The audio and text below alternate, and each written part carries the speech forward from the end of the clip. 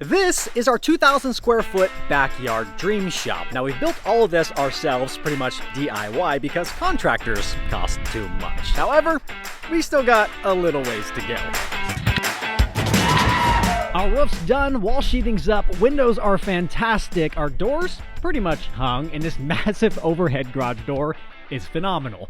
But we have a massive gaping hole all the way around the building we need to deal with today. It's been 64 days that we've been waiting on the city to approve our electrical permit for our shop build. And it's Friday now, and they don't work on Friday. So I'm now hoping Monday again. That being said, we can't start electrical yet, but we can finish up a lot of the important things, like converting this to a go-kart track.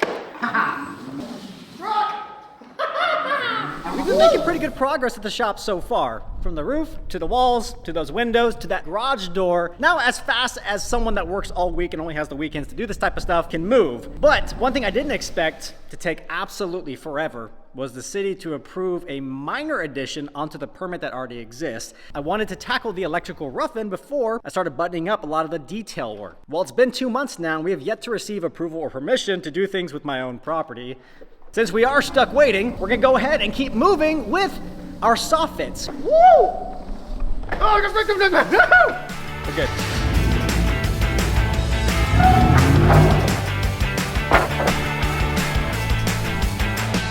Check out this good-looking truck next to me. Oh, hi. How's it going?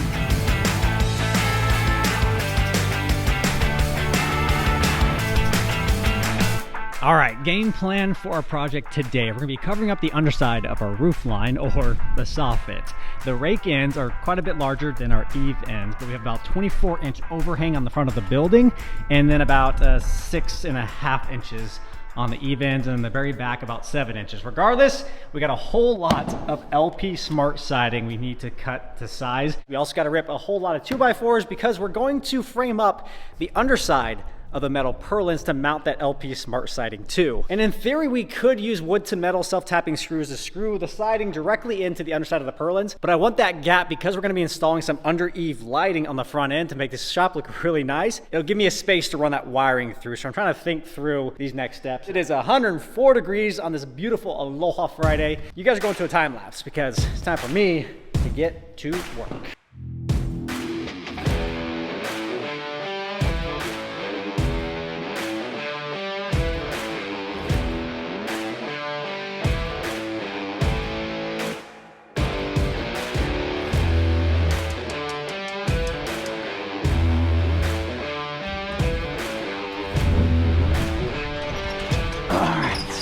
So last piece on the front side, we have a 2x4 run all the way down to the eave and all the way here to the peak. And then we have a 1.5 by 2 running this side. So last piece, snug that up. There we go. Nice and snug.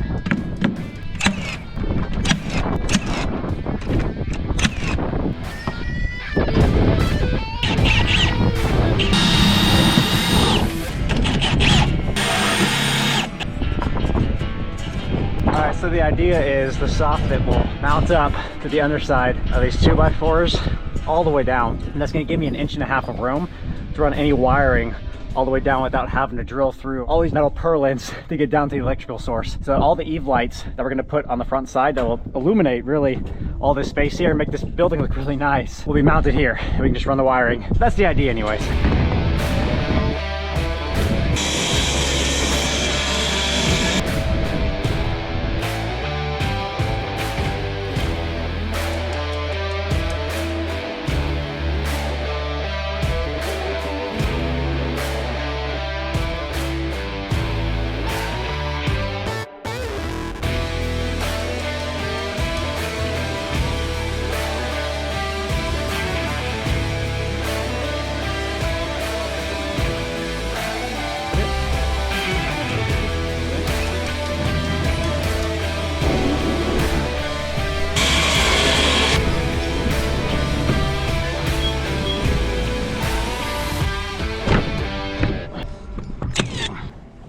Dead on, let's go. And we've cut this at a 26-degree angle, which is a 612 roof pitch. The other piece coming up, in theory, should butt up perfectly with this one. At the very end, we're gonna put a piece of trim in between here to kind of cover that gap. I don't know if this is needed or not, but we do leave about an 1/8 inch gap in between each of these panels just as they expand and contract. One side of the big end done. Dude, I've been looking at these metal purlins for so long. I just couldn't really imagine what it looked like all kind of finished out. And I'm super happy with it, but we obviously have a long way to go because we have this entire other side as well as the other 160 feet all the way around this building. And what? Do I have something on my face? Not again. Well, if you haven't heard the news yet or seen all the TikToks, it turns out that hackers may have just stolen the social security numbers of every American. But fortunately, today's video is sponsored by Aura, and it's a great time to be talking about them because 2.9 billion records were just stolen from National Public Data, who offers personal information to employers, private investigators, staffing agencies, or others doing background checks. And as you can imagine, not a good thing. Now, these stolen records include a person's full name, address, date of birth, social security number, and phone numbers, and members of this hacker group have reportedly released this information online for free. Now, if you haven't been taking precautions online with your personal information, this should be a huge wake-up call. But personally, I'm not hugely concerned because I use Aura, will alert me if they find my... That almost hit me. Or will alert me if they find my personal information online or on the dark web. And they'll let me know fast if anybody tries to use my information to access my credit or bank accounts. And they give me up to $5 million in identity theft insurance if the worst case scenario should happen. Highly recommend you guys check out that customized link in description below, because not only is National Public Data not doing anything about it, they're likely not going to receive any repercussions for the data leak. So I'm not letting myself or my family be vulnerable to any of these data breaches. So check out the link in the description below, guys, and try it out for 14 days for free. Thank you again to Aura for sponsoring today's video and keeping my personal information locked tight. Now let's get my customized URL now mounted up on my building. Let's go. Also, side note, not a real social security number. That's the area code for Hawaii. That's my soccer number, and that's the amount of feet in a quarter mile. If that is your number, I sincerely apologize. Chances of that.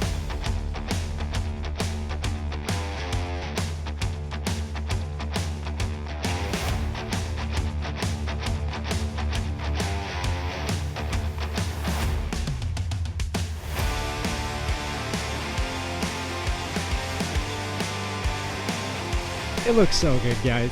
It looks so much more finished. We still have to add some trim pieces, and we're gonna caulk along the edges to seal that off completely. And eventually get to adding lighting, paint, all that fun stuff, but that's good for now. We're gonna continue on with the more complicated sides. So we got a 612 roof pitch that comes down at an angle, and there's only like a 6-inch gap for our soffit here. So we're gonna have to frame up something unique with the 2x4 that's cut at an angle, and then this side so it sits level with the building. Borrowing my children's chalk for a second.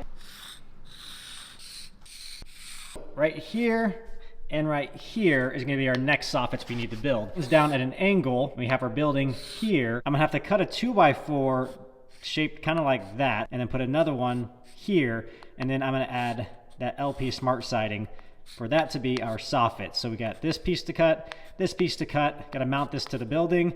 We got to screw this in to the metal purlins for 50 feet, and then 50 feet on the other side.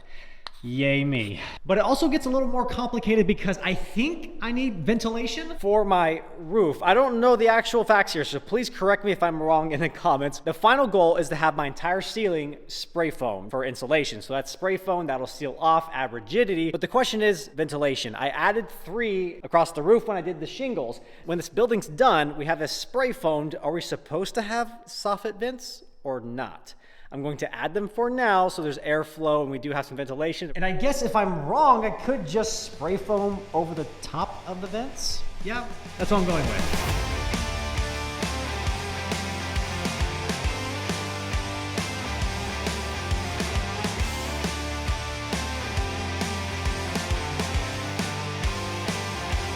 All right, guys. East side of the building is framed. When I say framed, I mean the eaves. So we've cut a 2x4 in half, nailed it into the vertical upright stud, so that's mounted onto the building, and then the other one is cut at an angle to where the bottom sits perfectly level to the building. We have a perfectly level surface for our LP smart siding to nail into. So we have 8 soffit vents for each side, and because there's 8 of them along 50 feet, every 5 foot 6.5 inches, we're gonna mark and we're gonna cut a hole, which will eventually be the home of this guy. And then we'll install the siding on the building and then put the vents in their respective locations. This is a beating. So clear as mud, perfect. Let's cut some holes.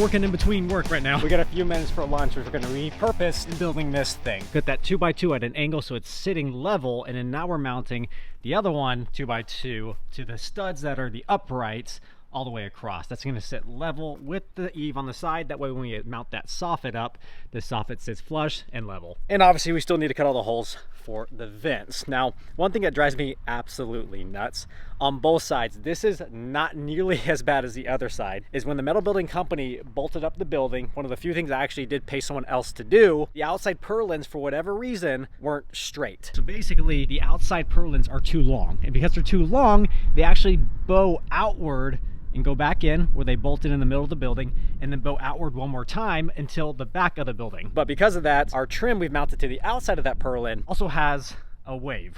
When you buy a metal building, it's manufactured to spec, and that spec should be straight. And if it's not straight, then you need to burrow out or drill those holes out a little bit so it doesn't bow out like it does. And I paid several $1,000s to send 2 guys out here to put this building up over 2 days. Which is why we're doing all this ourselves, because if we see those problems, I will fix it, because this is my own building. So what we're gonna do to kind of rectify that problem, we're gonna utilize the framing up underneath the eaves to straighten that out. That's what we did on the other side, and it actually worked out pretty successfully.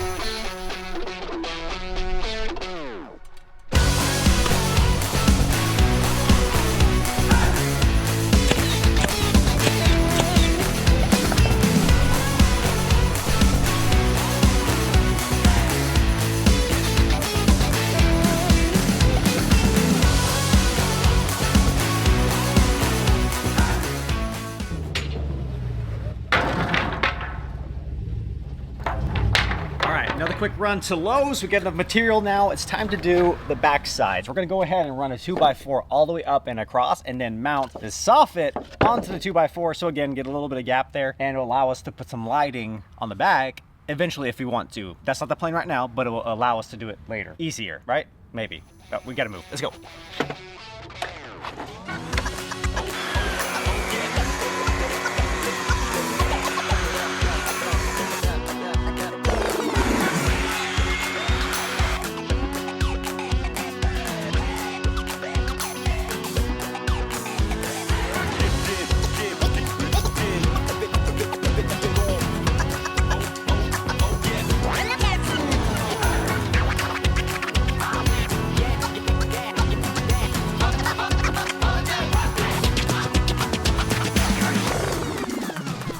And man, guys, I'm covered in just everything. I'm so beat. Home stretch, guys. I'm gonna push through it with all the sweat. We got some element. Keep on keeping on.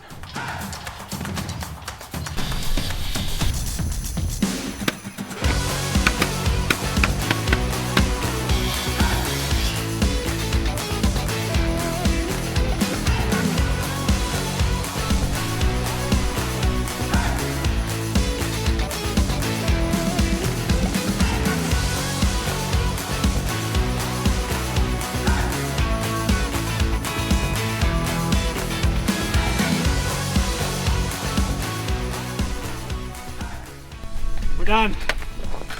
We're done. Soffits on the Dream Shop. Check.